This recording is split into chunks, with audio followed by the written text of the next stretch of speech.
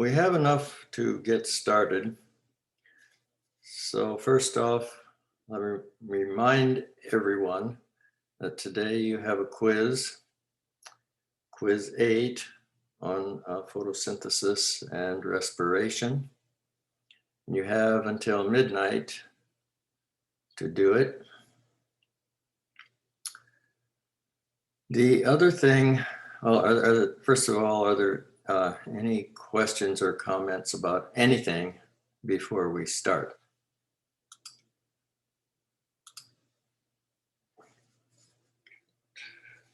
I'd just like to put out that for the CFTR appointments that people are making, it's just a normal workshop session. So at your appointed time, just come on into the workshop. There's no new Zoom link for it.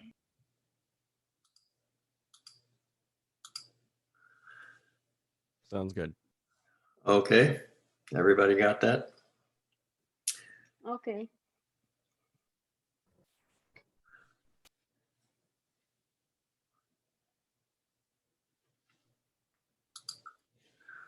Well, I'm going to start by sharing my screen. Stop throwing my stuff. I'm throwing it at you because it's yours. That doesn't mean it. Yes, it does. I don't care. Can you see the screen? Natural selection? Yeah. Yes. Okay. Well, two people who have pretty much shaped biology as we know it now are Mendel and Darwin. And in this class so far, we've talked quite a lot about Mendel, and we've worked a lot on solving Mendelian inheritance problems. We haven't talked much about Darwin and evolution. You want me to throw this in the trash? No. So just put it in my. Can you Put it mute? off to the side. I think I did it. Okay, we haven't talked much about evolution, and what I want to do today is not a typical presentation on evolution, but rather make some particular points that I think might be of interest to you. So natural selection and evolution, they've determined life's forms since the beginning of life, and they'll continue to do so as long as life exists.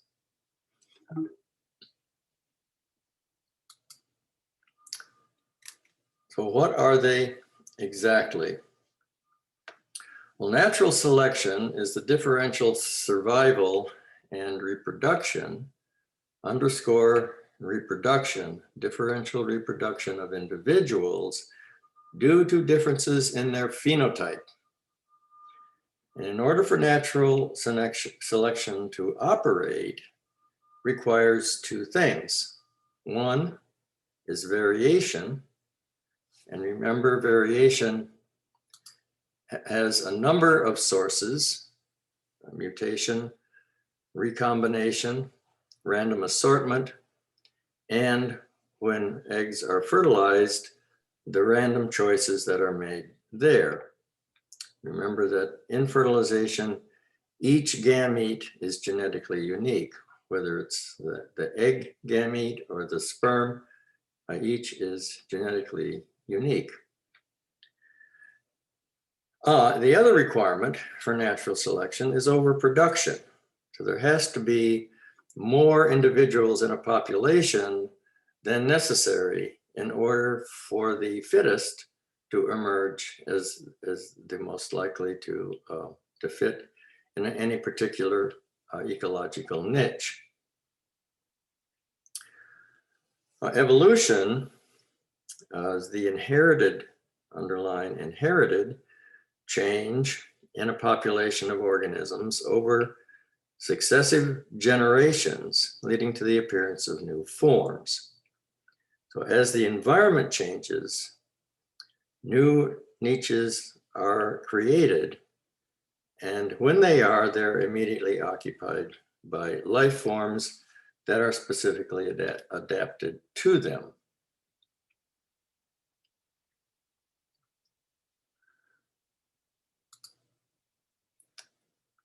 So I just want to make a quick point about the mechanism of evolution. There are contrasting hypotheses, even though there's only one that really makes any difference now. And that's Darwin's hypothesis. But I found this cute little representation of natural selection here in the corner, the birds and the beetles.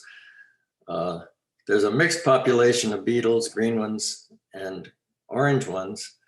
And the birds like the green ones. So they keep eating the green ones and you end up with a population that's entirely orange ones. So that's, in its most elementary form, natural selection.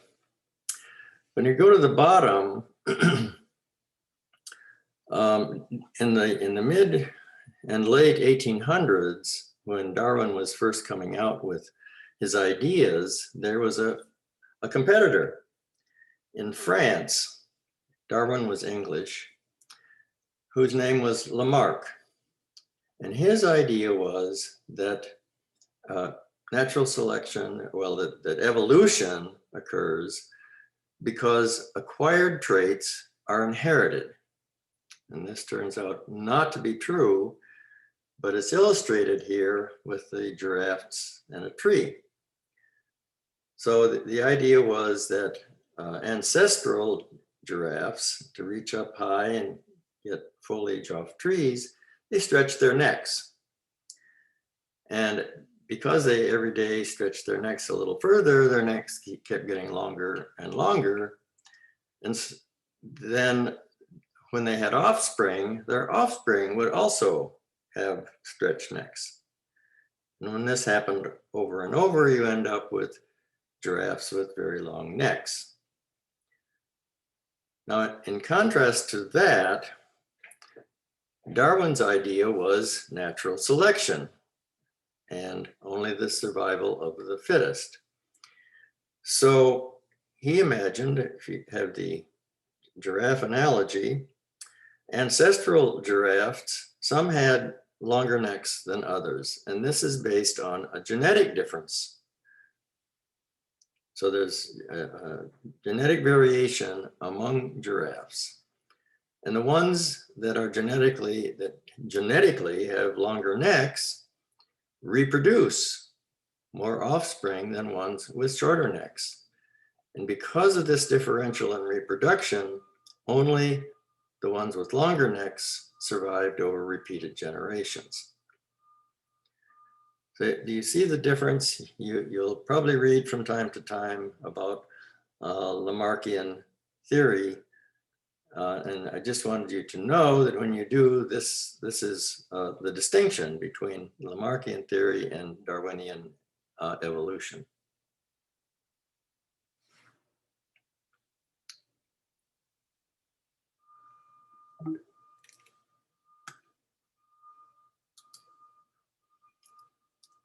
All right, getting back to Darwin.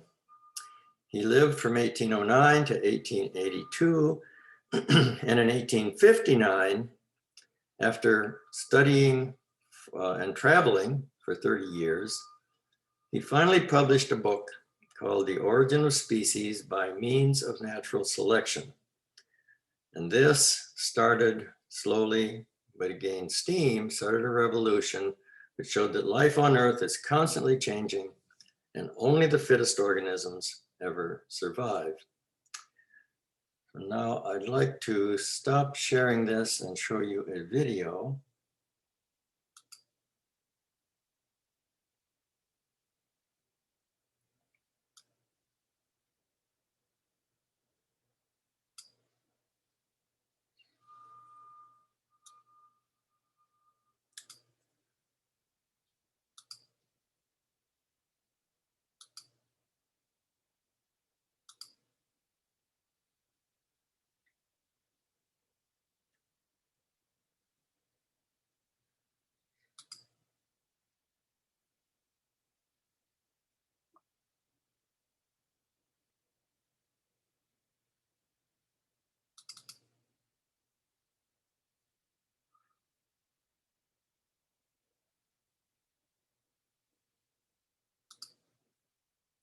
You see the video? Stated clearly? Yes. Yes. Okay. Stated Clearly presents, what is the evidence for evolution? The theory of biological evolution makes two very bold claims about living creatures. First, all living things on Earth are related. They evolved from a common ancestor.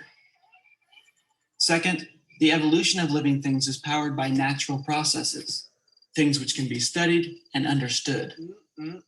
But is there really any evidence that these two claims are true? Yes. There are so many observable facts from so many different fields of study that the only way we can even begin to talk about them is to group them into categories or lines of evidence. To keep things simple, here we'll focus on evolution's first claim that all living things on Earth are related. We cannot tackle the entire tree of life at once. After all, there's an estimated 8.7 million species alive today. So instead, we'll focus most of our attention on one fairly small but fascinating branch of the evolutionary tree, cetaceans. This branch includes whales, dolphins, and porpoises.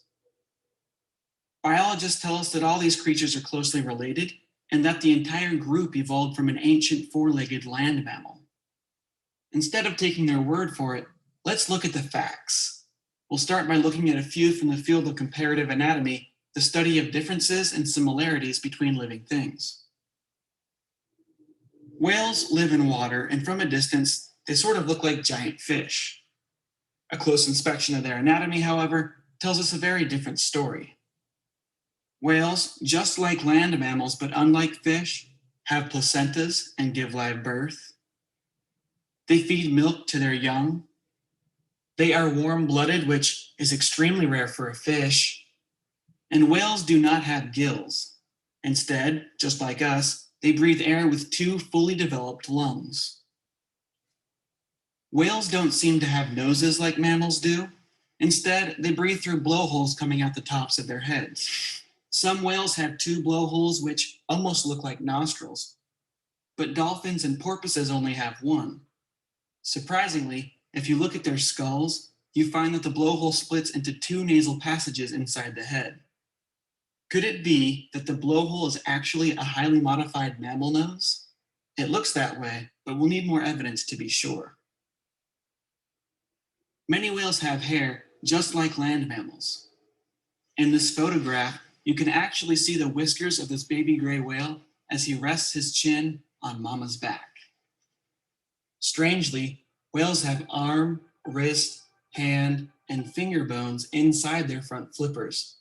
Here's a photo of these bones, the same bones that bats, hippos, and people have in their front appendages. One bone, two bones, wrist, hand, and finger bones. Modern whales do not have back legs, but they do have a strange pair of bones where the hind legs should be. Here's a picture of these bones from a bowhead whale. They almost look like shriveled hip, thigh, and shin bones. This one even has a ball and socket joint between the hip and thigh bone, just like the ball and socket joint in your own hip. Is this resemblance a mere coincidence, or are these real leg bones? Perhaps leftovers from the whale's evolutionary history? Before we draw any bold conclusions, let's see if a completely separate line of evidence will confirm our suspicions.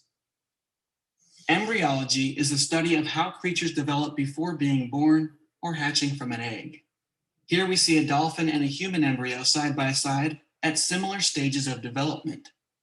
Notice that they both have what look like arm buds and leg buds. In humans, the leg buds grow to become legs. In whales, they grow for a while but then stop, effectively fading away as the rest of the whale continues to grow. These are all photographs of a common dolphin at different stages of growth. Notice that early on, we see two nostril grooves on the front of the face, just like you'd expect in a puppy or a human. As the dolphin continues to grow, the nostrils migrate to the top of the head and fuse together, becoming the dolphin's blowhole. So far, we have multiple facts from two independent lines of study, comparative anatomy and embryology, that are both telling us the same story. The ancestors of whales were once four-legged land creatures. Will the fossil record act as a third witness, confirming this idea? These are two species of extinct basilosaurid whales. These animals are known for multiple well-preserved skeletons, and they appear to have lived side by side roughly 34 to 40 million years ago. In this photograph, we're looking down at the top of a basilosaurid skull. This is not a model or a cast. These are the actual bones which were pulled from the ground. Notice that the nasal opening is not on the top of the head like those of modern whales, and not at the end of the snout like those of land mammals. Instead, it's right in the middle.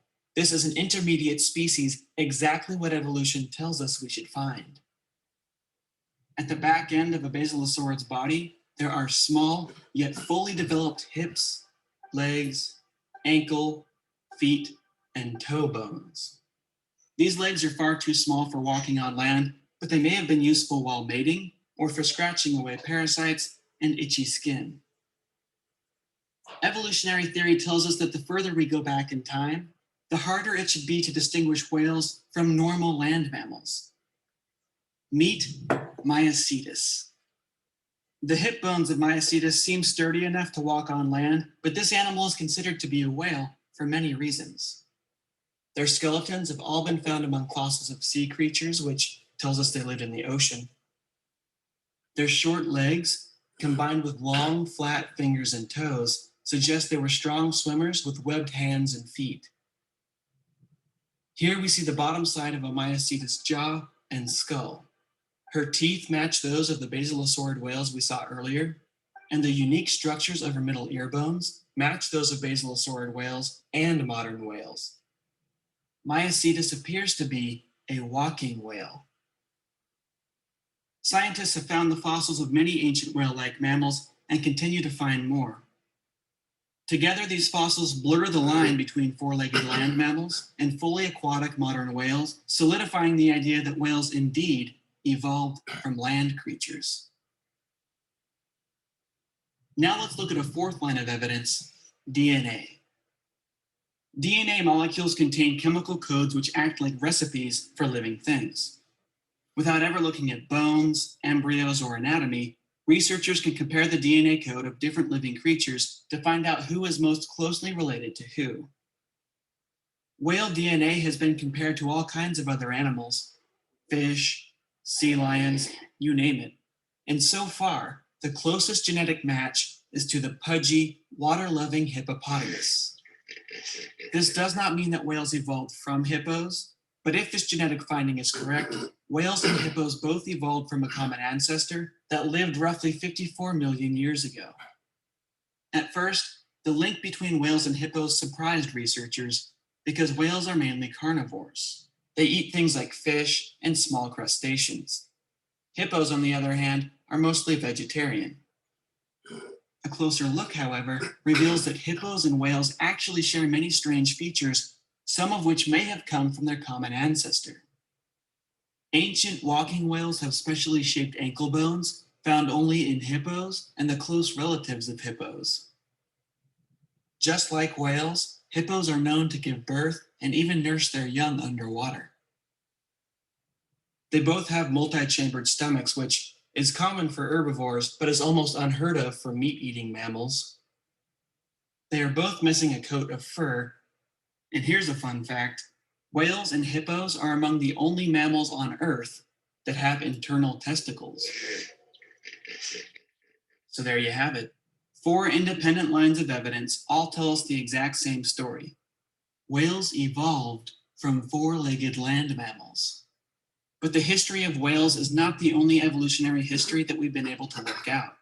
We know from fossils, DNA, embryology, and many other lines of evidence that bird wings are actually modified arms and claws. Birds evolved from dinosaur-like ancestors. We can also clearly see that bat wings evolved from 5-fingered hands, very similar to those of monkeys and shrews. We've found that humans share a fairly recent common ancestor with chimpanzees, that mammals evolved from reptile-like creatures. Those reptile-like creatures evolved from amphibian-like creatures. Those amphibian-like creatures evolved from fish-like creatures, and fish, if you go back far enough, share a common ancestor with segmented worms. So to sum things up, thousands of observable facts from completely independent fields of study have come together to tell us the exact same story. All living things on Earth are related. I'm John Perry, and that's a basic overview of the evidence for evolution stated clearly.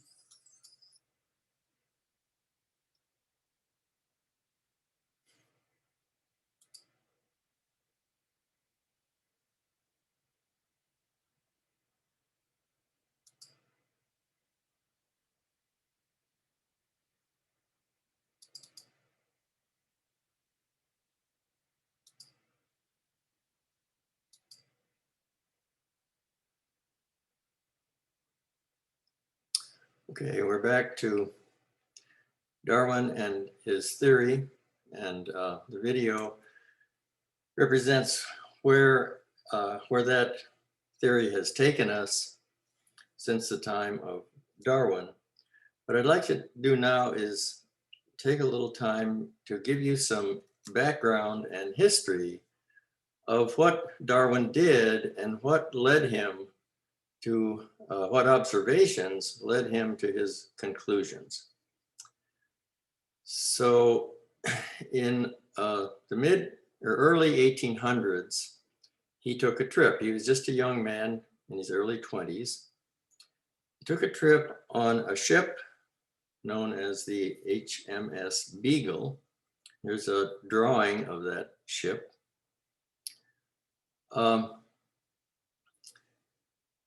He left England in December of 1831.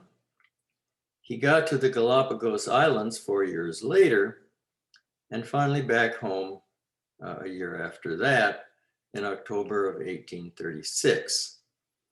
And this map shows you the route that he took. Professor Leaving- is still showing the YouTube video. What is, you're not seeing the slides? Correct. Oh, thanks for telling me.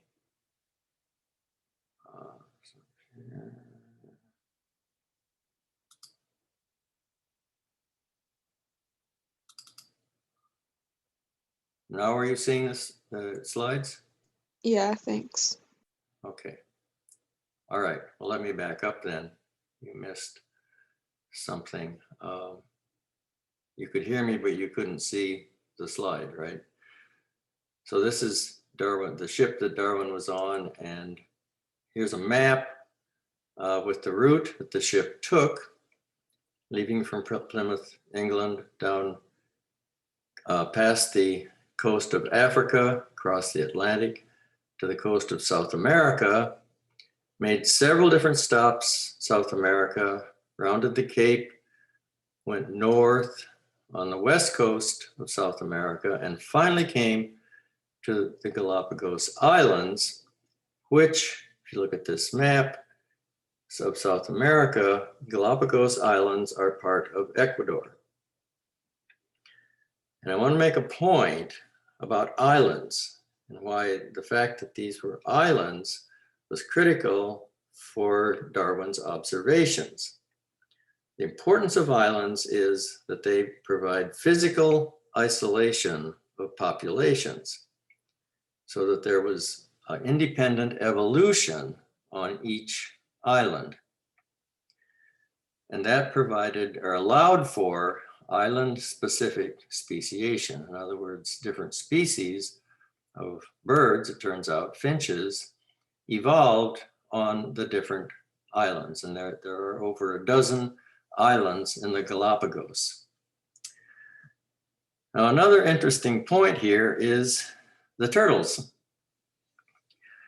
Galapagos is the Spanish word for turtles. There are these giant tortoises. You can see just how big they are in comparison with a human here. But there were many of these on the Galapagos at the time Darwin went there. In fact, he was quite fascinated with them, and at one point got on one's back and rode it.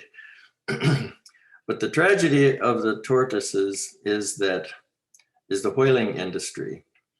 Whaling ships would stop in the Galapagos, take these turtles on board, and they could live for months without eating. And when it was time to feed the men on the ship, they'd kill a turtle and they'd have fresh meat. So they were hunted almost to extinction by the whaling ships. But fortunately, as far as I know, they still exist at a low population on the Galapagos.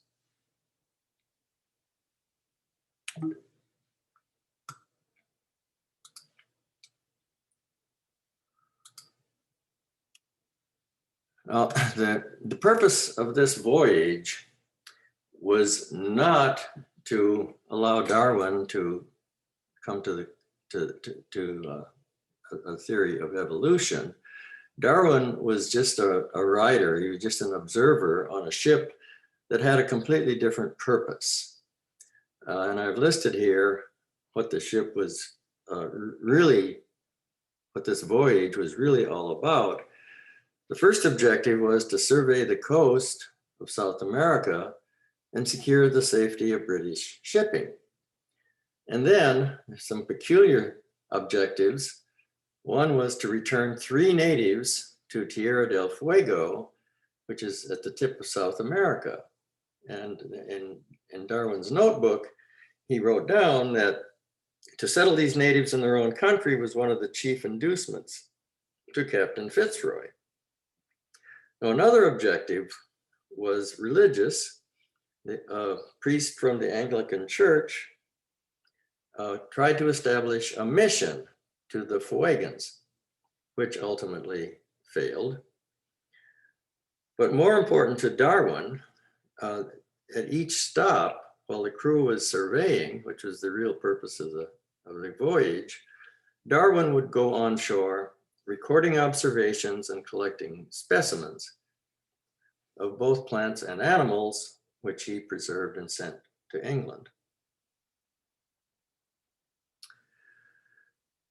So this is a cartoon it's kind of silly, but it makes a point of how evolution of finches function, how the mechanism of it on the Galapagos.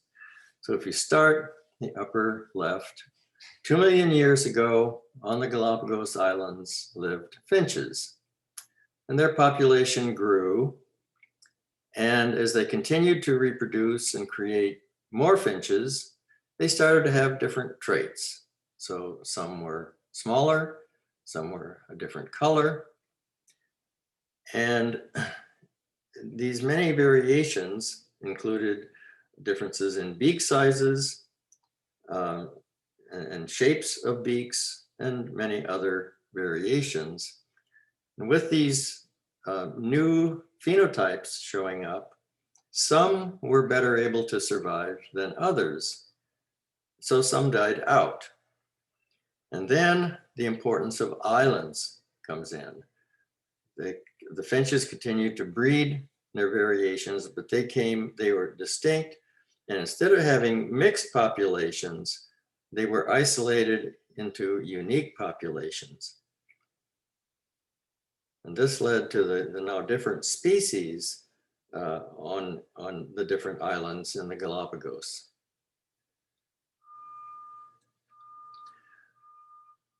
So Darwin, he made many observations, but the main thing that impressed him was the beaks of finches.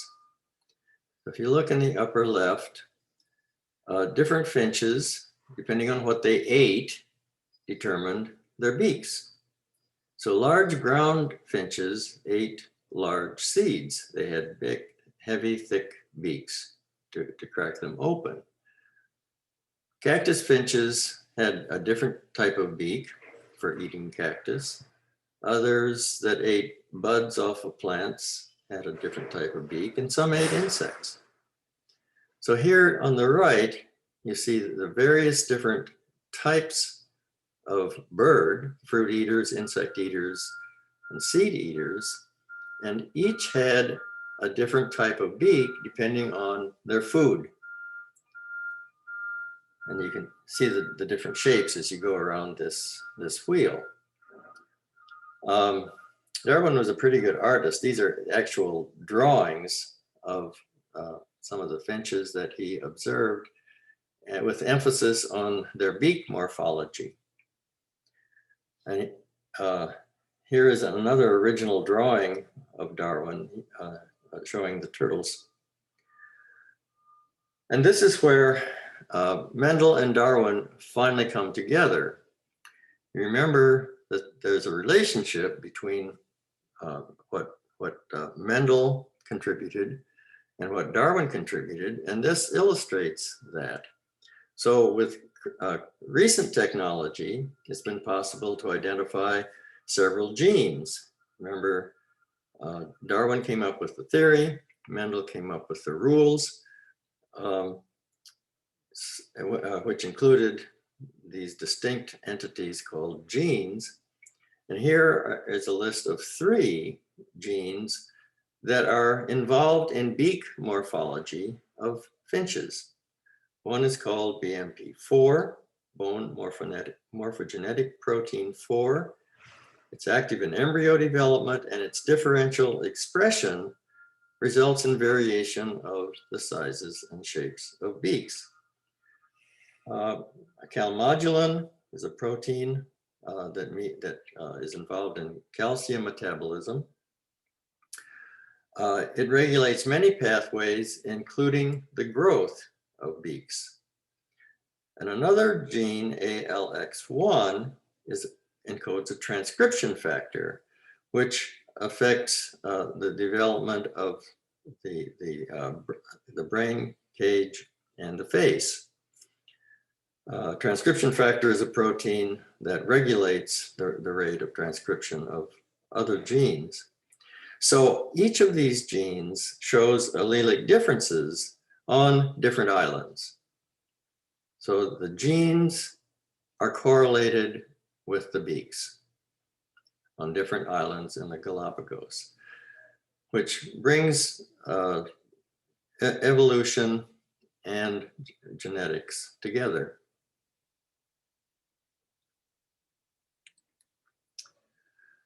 And I put this in just to dramatize the fact that the different finches with different beaks are localized, isolated on different islands in the Galapagos.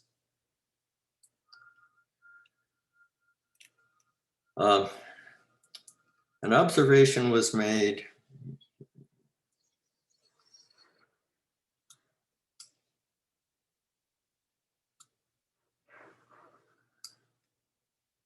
in the 1990s, which illustrates evolution in action. So it turned out that in 1977, there was a drought on one of the islands, Daphne Major, which reduced the number of small seeds that were available for finches to eat. So many of the small finches starved because they didn't have any small seeds and their beaks were not big enough to crack open big seeds. So they died. This caused an increase in the finch's average beak size between 1976 and 1978. And that's illustrated here in these 2 graphs. The one on the left is the birds on Daphne Island in 1976. And you can see that the mean beak depth, and that's from the top of the beak to the bottom of the beak, 9.5 millimeters.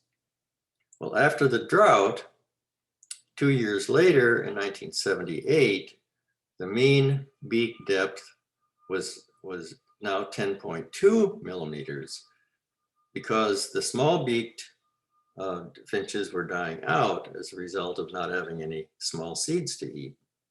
And that this difference was statistically significant. Excuse me, Professor, in here, many of the small beaks finches starved. It was like a trial, or it happened naturally?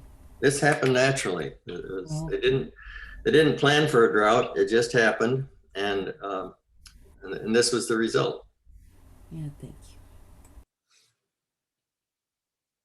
So it's a case of evolution occurring right before your eyes.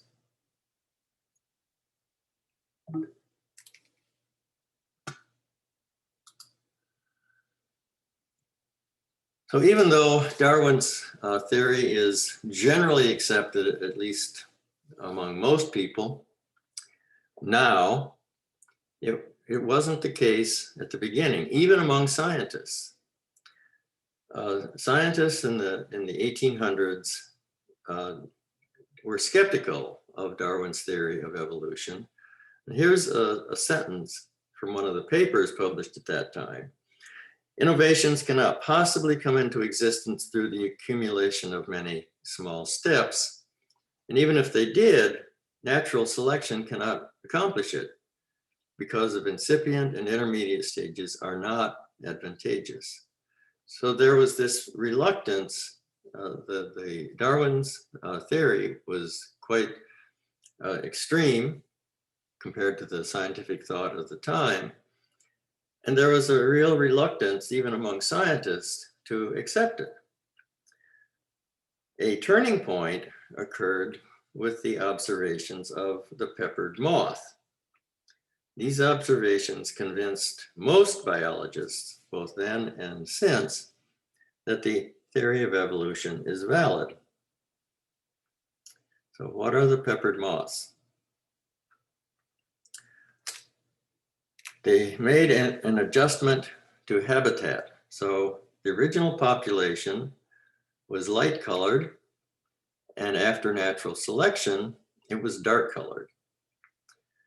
These light colored moths are better camouflaged against a pristine environment, whereas dark colored moths are better camouflaged against a sooty environment. So as the Industrial Revolution progressed in 19th century England, the color of the moth population shifted from light to dark. Now this shows you some pictures of moths. The top left here is a light colored moth on a green leaf. And on this tree trunk, you see a dark moth and a light moth. It's much easier to see the dark moth on a light colored tree trunk. Then if two different locations in England are compared, the moth populations are strikingly different. So one location is Dorset. Where is Dorset? It's on the southern coast of England. It's a fishing village, has very little air pollution. The other location is Manchester. Manchester is located in the center of England, and its economy is heavily invested in industry. So a lot, at least in the 1800s, a lot of air pollution, which resulted in tree trunks turning dark. So you see, if you go back looking at the moths, at the extreme lower left here is a light colored moth. Actually, I think there's just one light colored moth, which is very difficult to see against a light colored trunk. Whereas on a dark trunk, the light colored moth is highly visible, whereas a dark colored moth is almost invisible. And remember that these moths are the prey of birds. So if a bird can easily see a moth, that's the one it will choose to eat. And there's actually, here are results of an experiment that was done where equal numbers of light colored and dark colored moths were mixed together. So 50% of each. And then it's plotted against moth generations.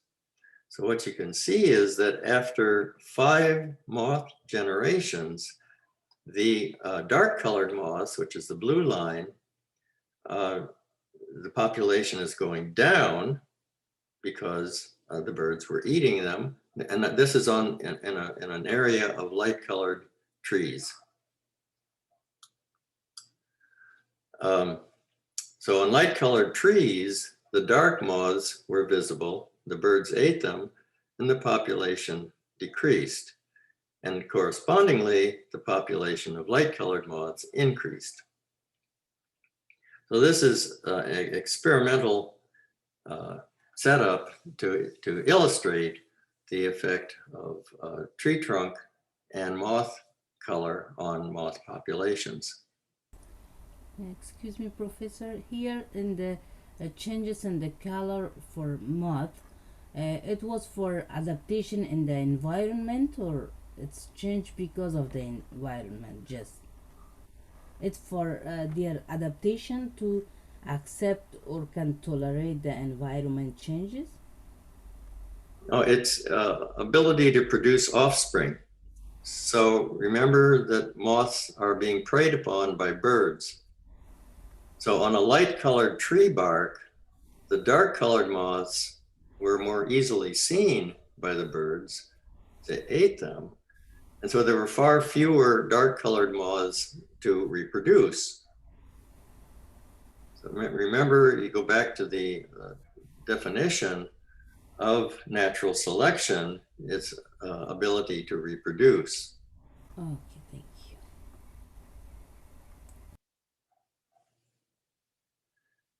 Okay, anything else?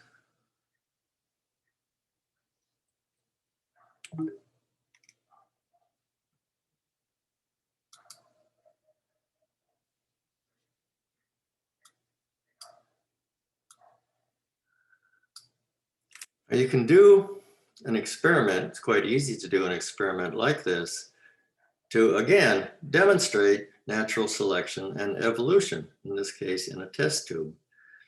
So if you take a culture of bacteria, population of dividing bacterial cells here in different shades of green, and if during division, one bacterial cell undergoes a mutation in its DNA that results in antibiotic resistance. So if you add that antibiotic to the culture, well, you've created a new environment. All the bacteria that are sensitive die. The resistant one does not die, and it can reproduce. And it makes a whole new population of antibiotic-resistant bacteria. So this is natural selection right in a short time, because the generation time for bacteria is about 20 minutes. So you can do this in a day. You can demonstrate natural selection occurring.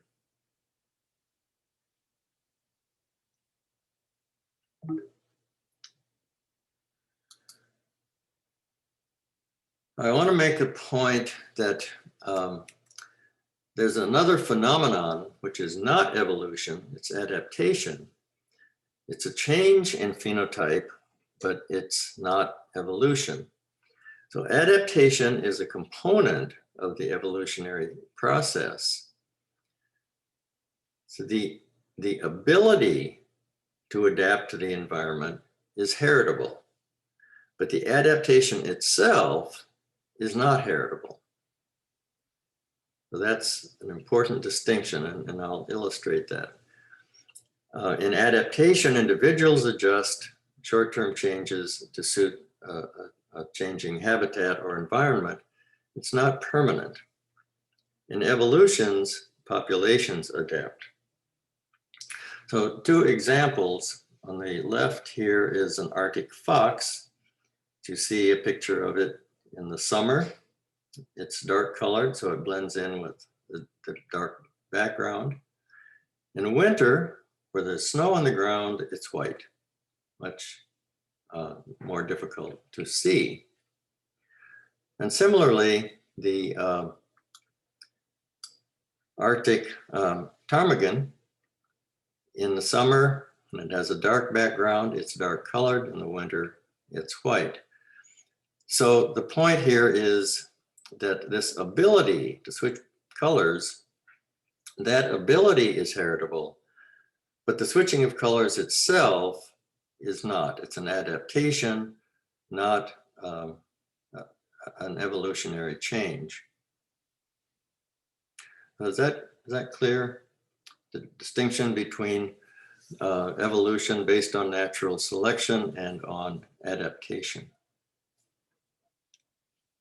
Yes, teacher.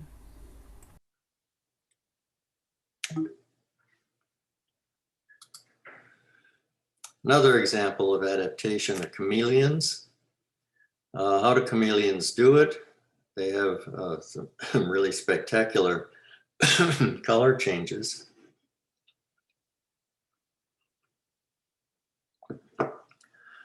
They have guanine crystals under their skin. And to change color, the spaces between the crystals change, and that causes the wavelength of reflected light to change, and you get these strange color patterns. Now, what's the function of these color changes? It's most commonly in social signaling, like to attract a mate or repel a predator. They can also react to temperature change. So again, I show you this to illustrate an adaptation and not an evolution. And now I'd like to spend the rest of the time talking about humans. Where did we come from? How did we get here? And where are we going? I'm going to have to hurry because today you have a quiz, so the class period should be shorter by 15 minutes. Okay, here's a map of the world, starting on the left with Africa. Humans evolved in Africa. There's no evidence that humans evolved anywhere else. All of human evolution and the evolution of species related to humans all arose in Africa. So what I want to talk about now is the relationship between humans and Neanderthals. Neanderthals are just one of many relatives of humans. But Neanderthals left Africa about 400,000 years ago. So they migrated through the Middle East. And then this light brown area here is the extent to which Neanderthals spread before they became extinct. They are coming from Africa, which is nice and warm. They're living in a new, harsh environment. They eked out a living through the ice ages and the glaciers of Europe and Central Asia. And they acquired mutations for adaptation to this harsh environment. They existed in a few isolated areas. Most of their populations were inbred. They didn't intermingle much in the Middle East and Central America. Now, modern humans also evolved in Africa. They left Africa much later than the Neanderthals did, about 60,000 years ago, which is 340,000 years after the Neanderthals first left Africa. So when modern humans migrated, they faced the same climate problem that the Neanderthals did. They were unprepared for this Northern European Ice Age climate. So they had a choice. They could spend the next 340,000 years evolving to fit the climate, as the Neanderthals had done, or they could mate with the Neanderthals and in that way borrow the genes that the Neanderthals had already evolved for adaptation. And humans chose to do B.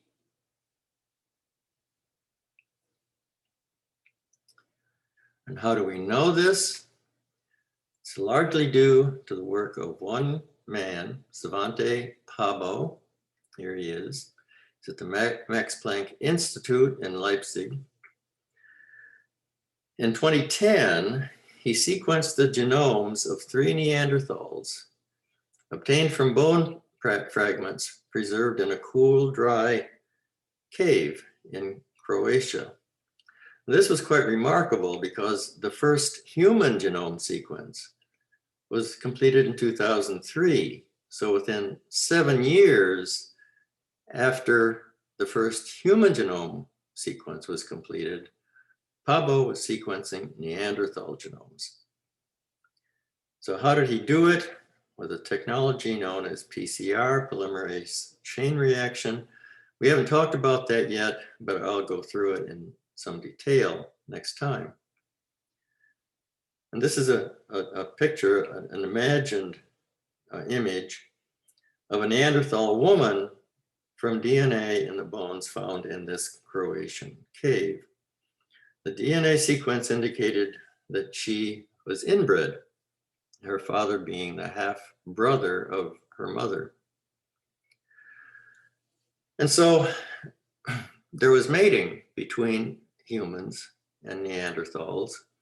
And now what we're left with is humans. We have no Neanderthals left, but humans still bear Neanderthal DNA.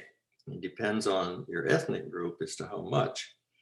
Europeans and Japanese have about 2.7%, Chinese 2.5%, Polynesians 4%, and me, I'm 3.1%, which is fairly high, the 97th percentile among humans. So Neanderthal DNA is found almost everywhere in human populations except African. Why do you think that is?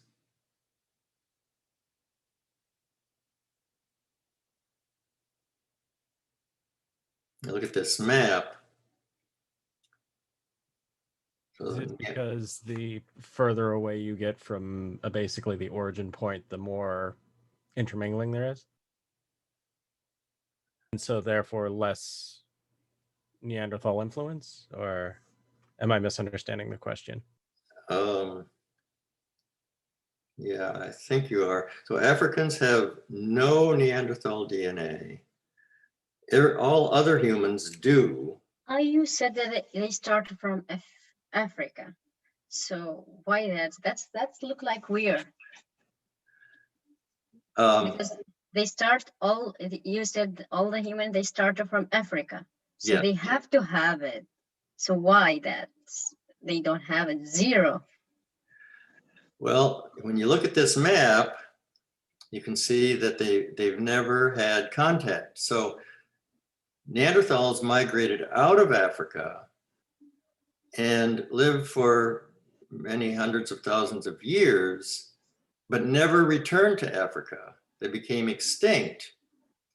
And so humans migrated out and went to meet the Neanderthals. Neanderthals never came back to meet with humans. So the Africans still existing or existing today, their ancestors never had any contact with Neanderthals, never had an opportunity to pick up Neanderthal genes. Whereas the humans that left Africa went directly into Neanderthal territory and had opportunity to mate with them. So that makes sense? Kind of. The short answer is Neanderthals never contacted Africans. In fact, it was the opposite that occurred. Africans came out and contacted Neanderthals. So when there were Neanderthals, there is no human. Say that again. When the Neanderthals they were in Africa, they are only the kind. The Neanderthal is kind of human, right? Neanderthals are a separate species. Homo neanderthalensis. Oh, that makes sense. Yeah, I get that. Okay. Anything else?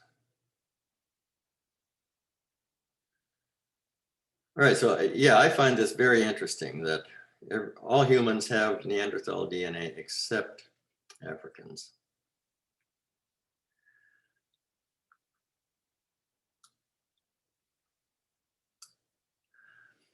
So you've done a lot of Mendelian inheritance problems. And here's one. So we know that Neanderthals and humans crossed. So imagine there at some point there was a parental cross. And so the progeny of that parental cross then had 50% human genes and 50% Neanderthal genes. The progeny, these hybrids, also mated. So we can call that backcross 1. And we know that the backcross parent was human. So now the progeny of that cross had 75% human genes, 25% Neanderthal genes. Backcross 2, another generation, again, it was the recurrent parent was human, 100% human. So now we're at 87% human and only 12% Neanderthal. Another generation, again, backcross to 100% human. Now we're at 93% human genes, only 6% Neanderthal. And then when we get to the fourth backcross, we're now at 96, almost 97% human, 3% Neanderthal, and the next backcross is only 1.5% Neanderthal. And this is the range that we find today. This is the amount of Neanderthal DNA that we find in humans today. So what this means is that after only 4 to 5 generations, after humans started mating with Neanderthals, the human genome stabilized at 1 to 4% Neanderthal DNA. So it took a very short time, only 80 to 100 years, at 20 years per generation, for humans to get rid of all the Neanderthal DNA that they didn't need. And that's stabilized, that's where it is today. And so a conclusion is that this small portion of the human DNA, human genome, that is Neanderthal must be essential, because over the thousands of years of natural selection, it would have disappeared completely if it hadn't been useful. So then that begs the question, what do these genes code for? The genes, the Neanderthal genes that humans are continuing to maintain. So something for you to think about, we don't have time now, but something for you to think about is what I've shown here is a backcross series to a human recurrent parent. Think about the opposite, which must have occurred, backcross series to a Neanderthal recurrent parent. So I'm not going to talk about that further here, but something for you to think about.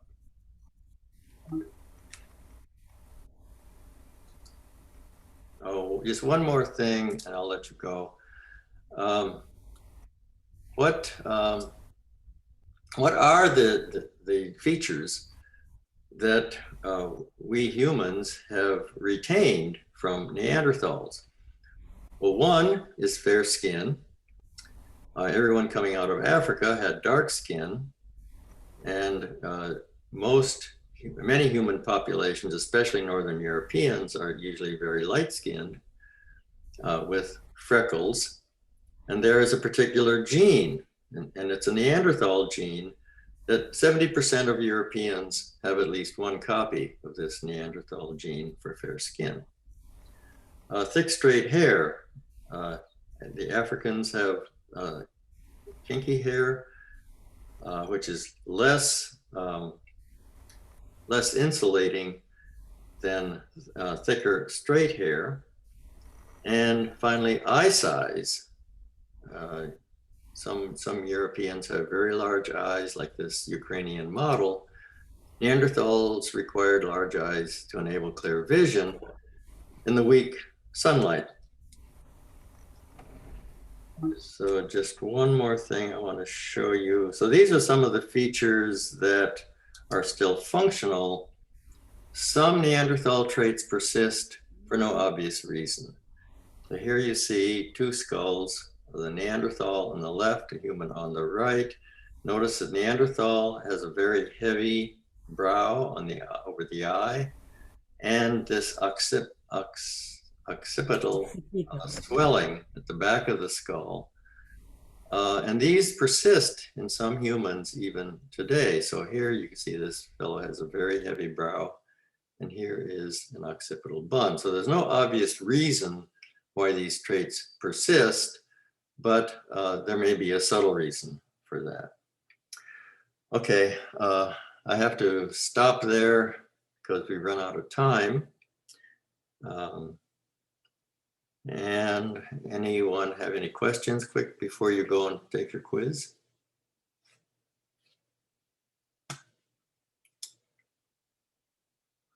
Are you doing office hours today? Yes, I'll do office hours today. Okay, cool. Question: before you put the record for the lecture, it was subtitle. So now there is no subtitle. When you post it on YouTube. Yeah, there's no subtitle? Yeah. So I don't know why. Before it was there, but now I don't know. The new records, there's no subtitle. I don't know why. Yeah, I don't put any subtitles in these recordings. Can you hear the voice? Yes. Yeah. But it's in YouTube. On the first classes record, I was looking to the subtitle. There is a subtitle in English, but now, no, I don't know. Okay, yeah, I think that some of those early slide sets had recordings, PowerPoint recordings that described each slide. And that was just an oversight of mine. I had neglected to take those out. But subsequent slide sets don't have the voice recordings. So all you hear is the recording on the video. Okay, I'm just asking. Thank you. Yeah. Okay. Anything else? All right, then go take the quiz, and we will next meet on Monday. Thank you. Have a great day, teacher. Okay.